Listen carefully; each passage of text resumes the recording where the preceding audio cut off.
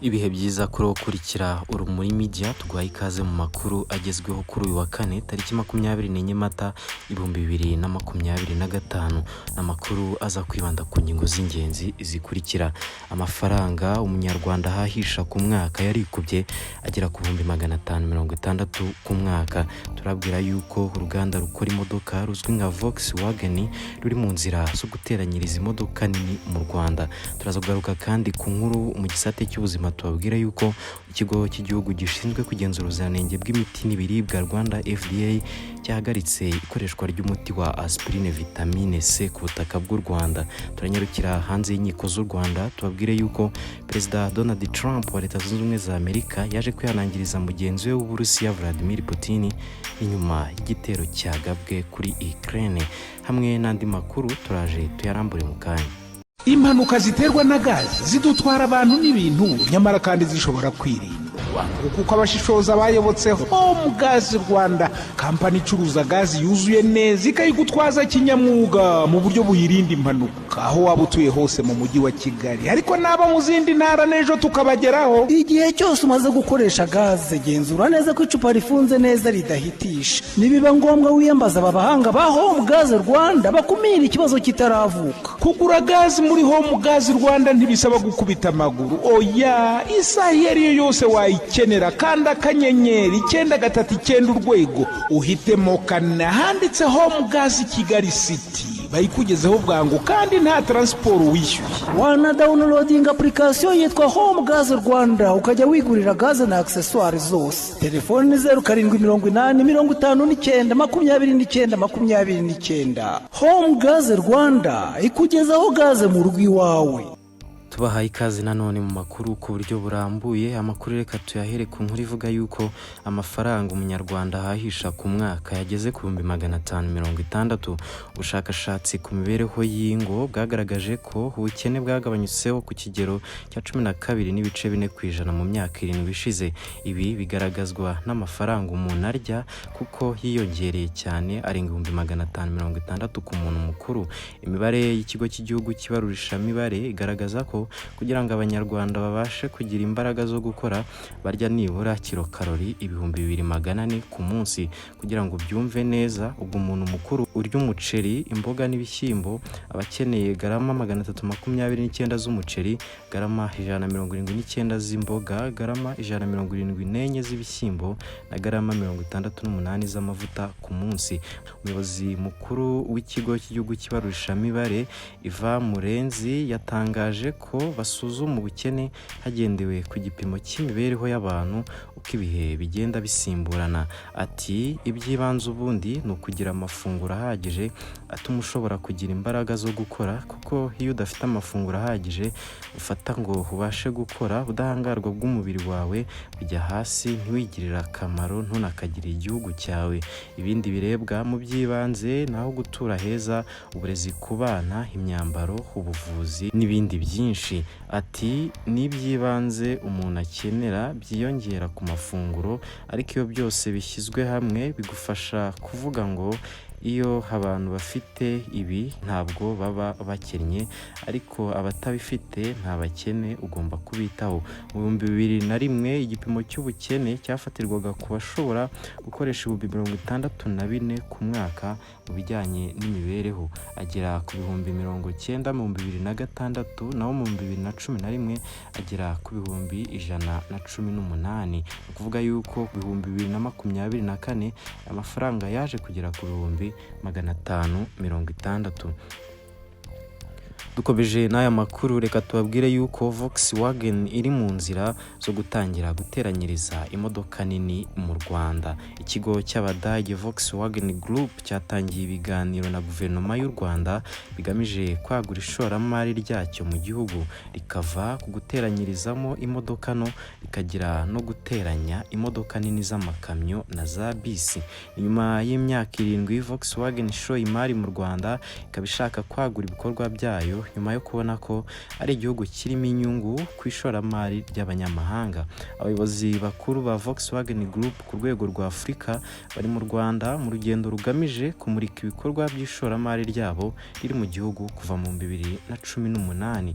Umuyobozi mukuru wa Volkswagen ishami ry'u Rwanda Serge Kamuhinda yavuze ko kuva icyo gihe kugeza ubu ishoramari ryabo ryatanze umusaruro ufatika ku Rwanda no ku bashoramari ubwabo, akaba ariyo mpamvu bifuza kwagura ibikorwa byabo. Sosiyete ya Scania ishamikiye kuri Volkswagen Group niyo iteganya kuzana ibikorwa byayo mu Rwanda byo gucuruza cyangwa guteranyiriza amakamyo na bisi mu gihugu. Kugeza ubu ntabwo biramenyekana neza niba Scania nayo izafungura uruganda rwayo rwihariye mu Rwanda, ariko ubuyobozi bwayo busobanura ko bwifuza kurukorera nk'uko bisobanurwa na Canol, umuyobozi mukuru wa Scania mu bihugu byo muri Afurika y'Iburasirazuba. Scania ni imwe muri sosiyete zirenga 10 zibumbiye mu kigo cy'Abadage cya Volkswagen. Volkswagen imaze imyaka 7 igeze mu Rwanda, ikaba ifite uruganda ruteranyiriza imodoka ntoya mu Rwanda ndetse rukanazigurisha ku bantu n'ibigo bitandukanye. Mu 2023 kandi Volkswagen yasinyanye amasezerano na guverinoma y'u Rwanda yo guteza imbere urwego rw'ubuhinzi hifashishijwe imashini zikoreshwa mu buhinzi zizwi nka tractors zikorwa n'uru ruganda zigateranyirizwa mu Rwanda. Dukomeje n'andi makuru mu Rwanda tubabwira ko ikigo cy'igihugu gishinzwe ubuziranenge bw'imiti n'ibiribwa cyahagaritse umuti wa aspirine vitamine C. Iki kigo cy'igihugu gishinzwe kugenzura ubuziranenge bw'imiti n'ibiribwa mu Rwanda FDA kuri uyu wa 26 Mata 2025 cyahagaritse umuti wa aspirine vitamine C ukorwa n'uruganda rwo mu Bufaransa. Rwanda FDA yafashe iki cyemezo nyuma yo gusanga uyu muti ugabanya ububabare n'umuriro warahinduye ibara ugira ibara ry'ikigina aho kuba umweru nk'ibisanzwe. Umuyobozi w'iri shami ry'iki kigo rishinzwe gukurikirana ingaruka z'imiti n'igeragezwa ryayo Ntirenganya Lazare yasobanuye ko ubwo uyu muti wahagarikwaga nta makuru y'uwo wagizeho ingaruka yari yakamenyekanye. Ntirenganya yagize ati nta makuru aragaragara agaragaza ko hari abo waba waragizeho ingaruka mu gihugu cyacu. Abafite uyu muti basabwe guhagarika kuwukoresha, amafarumasi asabwe guhagarika kuwutanga akanagaragaza raporo y'ingano y'uwo yaranguye, uwagurishijwe kandi n'usigaye ukamenwa. Mu makuru ari kuvugwa hanze y'u Rwanda, Perezida Trump yahaye gasopo kuri Vladimir Putin ati stop. Perezida Trump yanenze igitero cyagabwe na Perezida wa Russia mu ijoro ryakeye kuri Ukraine muri Kiev. Trump yavuze ko atishimye kubera ko iki gitero cyagabwe ku banya-Ukraine mu buryo butunguranye kandi mu gihe kibi cyane.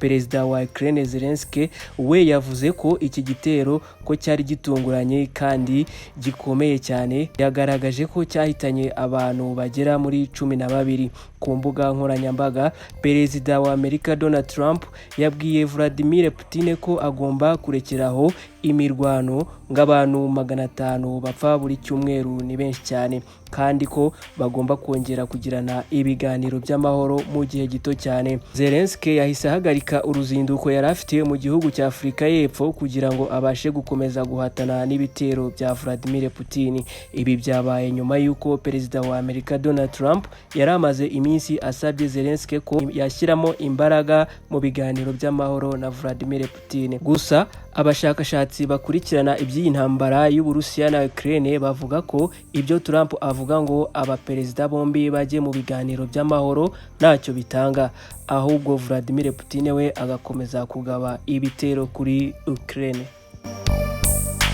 Reka dushimire mugenzi wacu tugejejeho amakuru ku ngingo zigiye zitandukanye harimo nari kuvugwa hanze y'u Rwanda.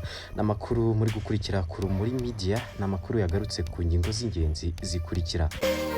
mu Rwanda amafaranga umunyarwanda ahahisha ku mwaka yageze ku bihumbi 560 mu bihumbi 2024.